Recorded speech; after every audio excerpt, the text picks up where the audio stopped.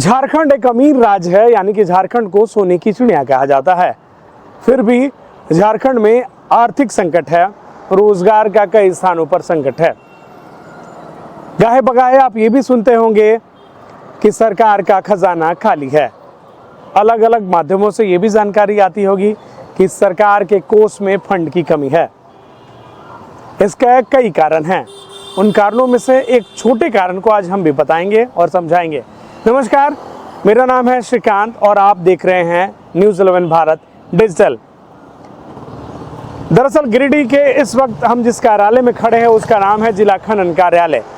जिला खनन कार्यालय, आपको बता दें कि जिला खनन कार्यालय का कार्य है कि जिले में जो भी खनिज संपदा है उनका जो भी वैध तरीके से, लीगल तरीके से खनन होता है उसके देखरेख करना, टैक्स की वसूली करना, अवैध कोई कार्य ना हो उसकी निगरानी करना, और जो भी खनन हो रहे हैं जिले में, जितने भी वैध खनन हो रहे हैं, जो भी खनिज संपदा है उसकी रक्षा भी करना, उसकी देखरेख भी करना, और जो वैध तरीके से माइन से अन्य संचालन किए जा रहे हैं उन माध्यमों से सरकार का जो टैक्स है उसका कलेक्शन करना और उसकी निगरानी करना। दरअसल हमारे पीछे जो कार्यालय देख रहे हैं आप, भले इसमें बोर्ड ना लगा हो, लेकिन इसके ऊपरी तल्ले में यानी कि फर्स्ट फ्लोर में जिले का जिला खनन कार्यालय चलता है। जिले खनन कार्यालय का ऑफिस है। भले ही आपको यहाँ पर कोई बोर्ड दिखाई ना दे रहा हो, जो सबसे महत्वपूर्ण ऑफिस है, जो सबसे महत्वपूर्ण कार्यालय है, यानी कि मोटी रकम, मोटी टैक्स का कलेक्शन होता है, उसमें कोई भी सूचना पट मौजूद नहीं है। अब इससे इतर हम अगर बात करें तो जिला खनन कार्यालय के द्वारा अलग अलग लीज धारकों को एक नोटिस बनाया गया है, नोटिस दिया गया है। हमारे हाथ में ये कागज़ है और जिला खनन कार्यालय के द्वारा जो जानकारी हमें दी गई है उसमें साफ तौर पर बताया गया है कि लगभग 20 ऐसे लीज धारक हैं जो पत्थर खदान यानी कि ब्लैक स्टोन का माइंस चला रहे हैं, जिनके ऊपर खनन विभाग के द्वारा नोटिस जारी किया गया है।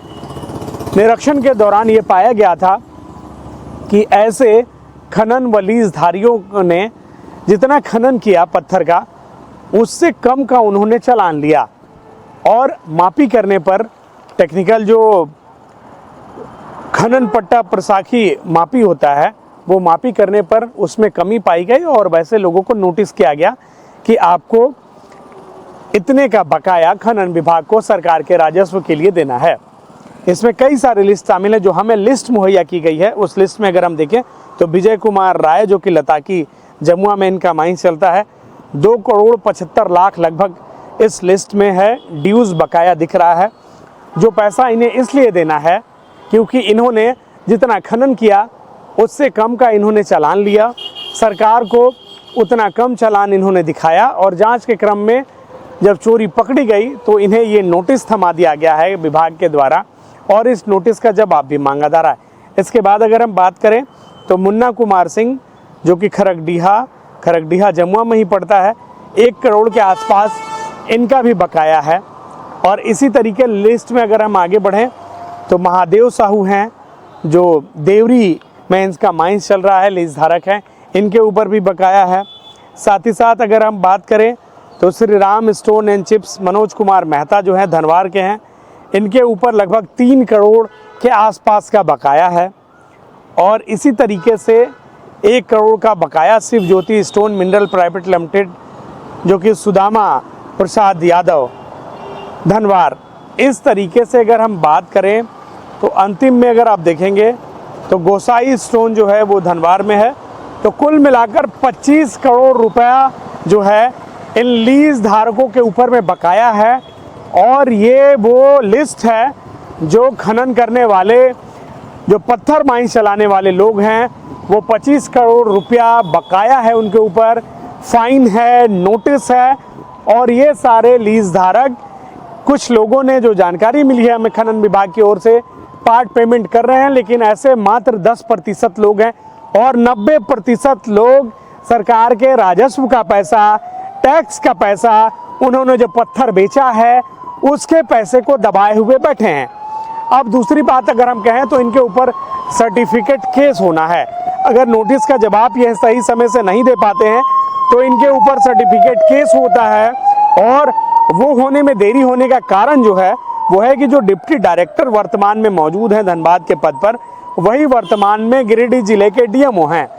दोनों पद एक होने के कारण सर्टिफिकेट केस होने में भी जो देरी हो रही है, जो सूत्रों के हवाले से हमें जानकारी यहाँ पे मुहैया है।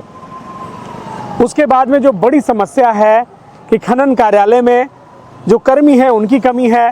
खुद जो डीएमओ साहब हैं वो सप्ताह में 2 दिन ही यहाँ पर समय दे पाते हैं, वो कोडरमा और धनबाद के भी चार्ज में हैं। तो साहब का समय यहाँ पर 2 ही दिन मिल पाता है।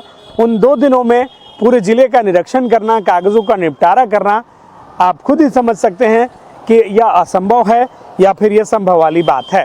और ये भी शिकायत है कि कई बार दूरभाष पे संपर्क करने पे संपर्क भी नहीं हो पाता है।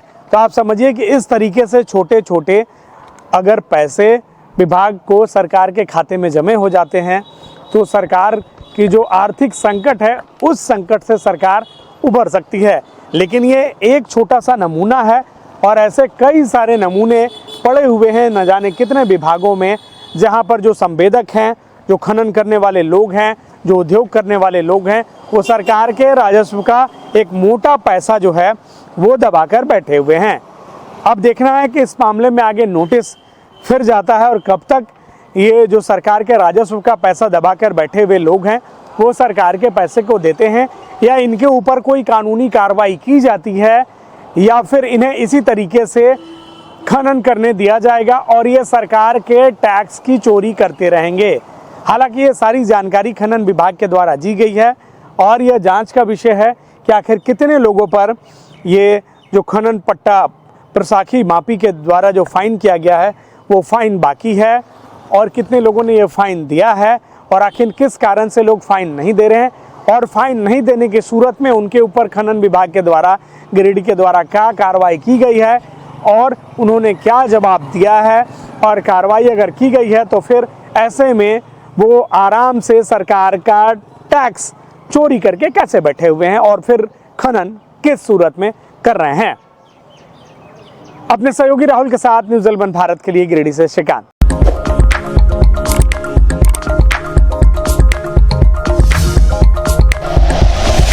Like and share videos, subscribe करें हमारा चैनल और प्रेस करें बेल आइकॉन। न्यूज़ 11 भारत, सच है तो दिखेगा।